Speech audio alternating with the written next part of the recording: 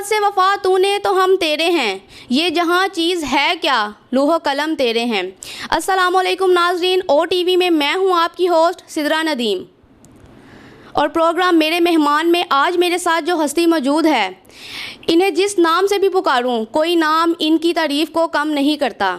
Senior سے senior صحافی بھی ان کے اسٹوڈنٹس ہیں، تو آئیے آپ کو ملاتے ہیں جناب غلام سرور حجویری صاحب سے۔ السلام علیکم سر۔ وعلیکم السلام بیٹا۔ جی سر، میں آپ کو بابا جی کہہ سکتی ہوں؟ الحمدللہ، اللہ پاک کا شکر ہے کہ مجھے دنیا بابا جی کہتی ہے۔ بابا جی آپ کا بہت شکریہ، آپ آج میرے پروگرام میں تشریف لائے۔ اپنے بارے میں کچھ بتائیں، کیونکہ میری جرت تو نہیں کہ میں آپ سے کوئی سوال کر سکوں۔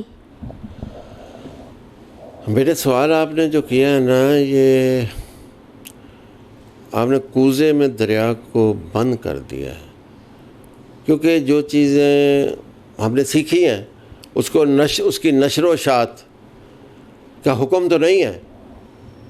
یہ ایک مٹھی بند ہوتی ہے، اگر مٹھی بند رہے تو بہت اچھا رہتا ہے، لیکن میں نے جو کچھ سیکھا ہے اس میں 3 چیزوں کو میں سامنے لے آتا ہوں تاکہ آپ کی بھی رہنمائی ہو اور سننے والوں کی بھی رہنمائی ہو۔ ایز اے انسان، ایز اے مسلمان، ہمیں چاہیے کہ انسانیت کو دیکھیں۔ انسانیت کیا ہے؟ انسانیت پیار، محبت، حسن اخلاق ہے۔ یہ چیزیں جس درویش کے ساتھ میں نے 30 سال گزارے، میں نے ان سے یہ چیزیں حاصل کی ہیں، اور آپ فرمایا کرتے تھے کہ بیٹا آنکھیں اور کان کھلے رکھنا اور زبان کو بند رکھنا۔ آنکھیں اور کان کھلے اور زبان بند رکھنا۔ دوسری چیز فرمایا کرتے تھے کہ کوشش کرنا کہ زندگی میں آپ نے جھوٹ نہیں بولنا۔ میں کوشش کرتا ہوں کہ جھوٹ نہ بولوں۔ تیسری بات جو مجھے سمجھائی گئی وہ یہ تھا کہ بھائی مرنے سے پہلے مر جانا، کیونکہ جو لوگ مرنے سے پہلے مر جاتے ہیں وہ بے نیاز ہو جاتے ہیں۔ تو جب آدمی ان چیزوں کو اپنا لیتا ہے کہ میرا حقیقی مالک میری ہر ادا، ہر رنگ اور روپ کو دیکھ رہا ہے اور میں جواب دہ ہوں، تو پھر وہ کوئی کسی بھی جگہ پہ جائے گا، کوئی بھی بات کرے گا تو اسے خوف ہوگا، اللہ تعالیٰ کا خوف ہوگا، حضور پاک صلی اللہ علیہ وسلم کا خوف ہوگا، اور مولا پائندن پاک کا خوف ہوگا۔ وہ کوئی بھی ایسی بات کرنے سے سوچے گا کہ میرے منہ سے کوئی ایسی بات نہ نکل جائے جو میرا خالق، میرا مالک، میرا رازق، جو کہ حقیقت میں میری بات کو سن رہا ہے، وہ ناراض ہو جائے۔ کیونکہ مجھے تو یہ بھی نہیں پتا کہ مجھے اگلا سانس آنا ہے کہ نہیں آنا۔ بیٹا کیا خبر ہے کہ یہ سانسوں کی مالا بھی ٹوٹ جائے اور ہمارے پاس زیادہ راہ نہ ہو۔ مٹی سے بنے ہیں، مٹی میں جانا ہے، ہم بھول چکے ہیں۔ ہمیں یاد رکھنا چاہیے یہ کیوں ہمارے اوپر مشکلات آ رہی ہیں۔ یہ اس واسطے سے آ رہی، ہم نے ادب چھوڑ دیا ہے، ہم نے حق کی بات کہنی چھوڑ دی ہے، ہم نے حقیقت کو چھوڑ دیا ہے، ہم مادیات میں آ گئے ہیں۔ ہمیں جب کوئی بڑے سے بڑا آدمی ہمارے سامنے آئے گا تو ہم اس کو جی جی جی جی کریں گے۔ اس کے سامنے آدمی مار رہا ہو تو اس کو نہیں پوچھے گا کہ تمہارے کیا پوزیشن ہے۔ ہم نے یہ سیکھا ہے کہ ہم سڑک پہ بیٹھے تو اس کے پاس بیٹھیں، اس کی بات کو سنیں تو صحیح۔ اگر ہمارے پاس دینے کے لیے کچھ نہیں تو اس کی بات کو تو سن لیں، اس کو شفقت تو دے دیں، اسے محبت تو دے دیں، اسے پیار تو دے دیں، جو میرے آقا نامدار سرکار دو عالم صلی اللہ علیہ وسلم نے ساری زندگی اپنا حسن اخلاق سے لوگوں کو گرویدہ کیا۔ ہم کیا ہیں؟ ہم تو کچھ بھی نہیں ہیں بیٹا۔ ہمیں چاہیے کہ حضور پاک صلی اللہ علیہ وسلم، مولا پائندن پاک کی زندگی کا کوئی لمحہ بھی اپنا لیں تو ہمارے لیے راہ نجات ہے۔ مزید میں جو چیزیں میرے اندر میں اللہ تعالیٰ نے دی ہیں ان کو میں اوپن نہیں کر سکتا۔ مین چیزیں میں نے آپ کے سامنے رکھ دی ہیں کہ اگر ان کو ہم اپنا لیں تو ہمارے لیے راہ نجات ہے۔ کوئی میسیج گورنمنٹ کو یا صحافیوں کو؟ صحافی بھی میرے بچے ہیں۔ گورنمنٹ جو ہے یہ اس وقت ایک بہت ہی ہاٹ کیک کی طرح کے کام چل رہا ہے، تو حکومت سے میں درخواست تو کرنا مناسب نہیں سمجھتا. حکومت کو چاہیے کہ ہم تو پہلے ہی مرے ہوئے ہیں. یہ تاجر یا دوسرے یا تیسرے کسی کے چہرے کو دیکھیں. 5% آدمیوں کو چھوڑ دیں. پہلے ایک آدمی کے 1% کے پاس دولت تھی، 1 سے 2 کے پاس آئی، 2 سے 3 کے پاس آئی، اس وقت 5% آدمیوں کے پاس دولت ہے. اور جو سفید پوش تھے وہ ختم ہو چکے ہیں. سفید پوش دوائیاں نہیں کھا سکتا، سفید پوش روٹی نہیں کھا سکتا، سفید پوش گوشت نہیں کھا سکتا، سفید پوش قربانی نہیں کر سکتا. یہ سفید پوشی اب ختم ہو گئی ہے. اب حکومت کہتی ہے کہ 35% غربت کی لکیر سے ہم نیچے ہیں.